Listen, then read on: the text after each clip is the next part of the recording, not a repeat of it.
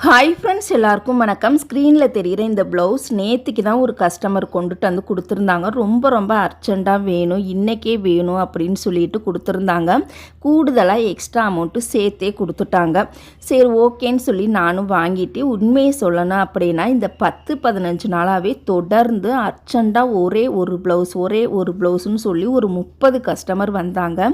யாருக்கிட்டையுமே நான் துணி வந்து வாங்கவே கிடையாது. ஏன்னா ஆல்ரெடி கொடுத்து வச்ச ப்ளவுஸ் எல்லாமே பெண்டிங்காகவே ஒரு 60-70 ப்ளவுஸ் இருக்கும். அதெல்லாம் இன்னும் என்னால் தச்சு முடிக்கவே முடியலை. அதை முடித்தா தானே புதுசாக வரக்கூடிய கஸ்டமர்கிட்ட என்னால் தைரியமாக வாங்கி தைக்க முடியும். சரி ஓகே, ஒருவேளை நம்ம வாங்கி தைச்சிட்டோம் அப்படின்னா அடுத்தடுத்து தொடர்ந்து ரெகுலராகவே ஒரு நாளைக்கு 10 ஃபோன் கால் வருது 10 கஸ்டமர்கிட்ட இருந்து. 1-2 கஸ்டமர்னால் கூட நம்ம சமாளிச்சிடலாம். இப்போ ஒரு நாளைக்கு 10 கஸ்டமர் மாற்றி ஃபோன் பண்ணால் நம்மளால் எப்படி புதுசாக வரக்கூடிய கஸ்டமர்கிட்ட நம்ம எப்படி தைரியமாக வாங்கி தைக்க முடியும்?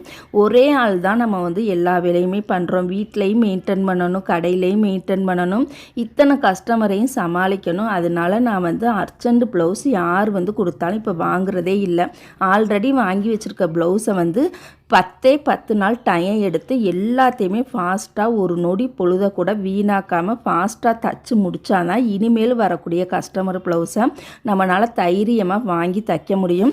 அதே மாதிரி யார் அர்ஜென்ட் ப்ளவுஸ் கொடுக்குறாங்களோ, இன்றைக்கி கொடுத்துவிட்டு உடனே வேணும், 2 நாளில் வேணும்னு கேட்டாங்கன்னா எக்ஸ்ட்ரா கூடுதலாக 50 ரூபாயோ 100 ரூபாயோ சேர்த்து வந்து வாங்கிக்கிறது தப்பே கிடையாது. ஓகேங்களா? அதே சமயம் அர்ஜெண்ட்டாக வாங்கும் பொழுது 2-3 விஷயத்தை கரெக்டாக வந்து நம்ம ஃபாலோ பண்ணணும். ப்ளவுஸ் வந்து கொடுத்துருக்காங்க அப்படின்னா அது என்ன சைஸு, அதோட அளவுகளை கண்டிப்பாக நம்ம வந்து நோட் பண்ணிக்கணும்.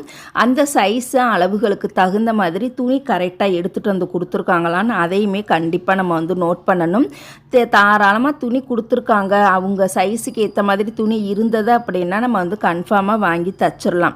அர்ஜெண்ட்டாக கேட்குறாங்க, எக்ஸ்ட்ரா அமௌண்ட்டு கொடுத்துட்டாங்க அப்படிங்கிறதுக்காக பத்தாத துணியை நம்ம வலுக்கட்டாயமாக வெட்டி தைக்கணும்னு அவசியம் கிடையாது. அதை வந்து நம்ம ரிட்டன் பண்ணிடலாம். ஓகேங்களா?